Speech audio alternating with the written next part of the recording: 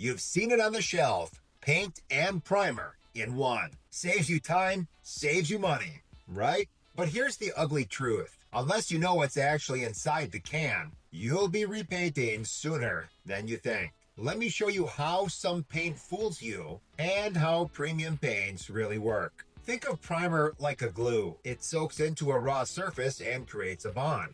Paint is more like a coat of armor. It gives color, protection, and finish. Mixing them together sounds smart, but chemically speaking, it's hard to pull off. Most paint and primer products cheat the science. They load up on pigments for better coverage, but they cut back on binders. These actually make the paint stick to the wall. So why do these products load up on pigments? Because it looks good and fast. Pigments hide the old color. They're also cheaper than binders, but without enough binders, it doesn't stick or last. Think of a cake that's made entirely of frosting.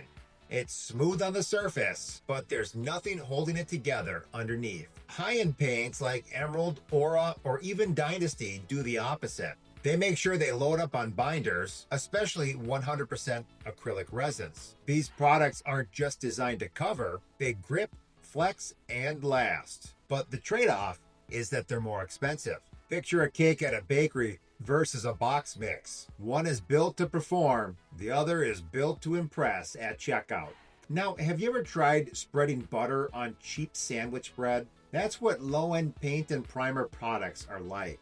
Granted, they'll boast about their one-coat coverage, but oftentimes that can fail quickly. Real paint performance comes from a balance. This would be optical hide and adhesion. If all you have is pigment, it might look good for a couple of weeks, then it's going to peel when the weather shifts. So can high-end paints like Emerald or Aura really replace a primer? The answer is yes-ish. On a clean, previously painted wall?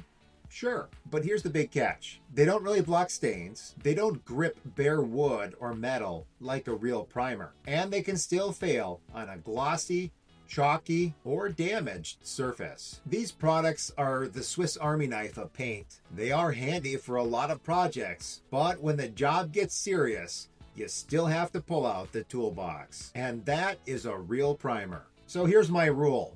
Prime or pay the price. If you're painting over raw wood, water damage, or oil stains, we need to use an actual primer. My personal go-tos? If you need good stain blocking, Zinsser Cover Stain is a beast, or Kills 3 Premium for everyday repaints. And while we're on it, I've linked these primers and some of my favorite brushes and rollers in the description below. If this saved you a headache, please hit that subscribe button. I cover painting science with no fluff. So what paint and primer combo worked or failed for you? Let us know in the comments below. We'll see you next time.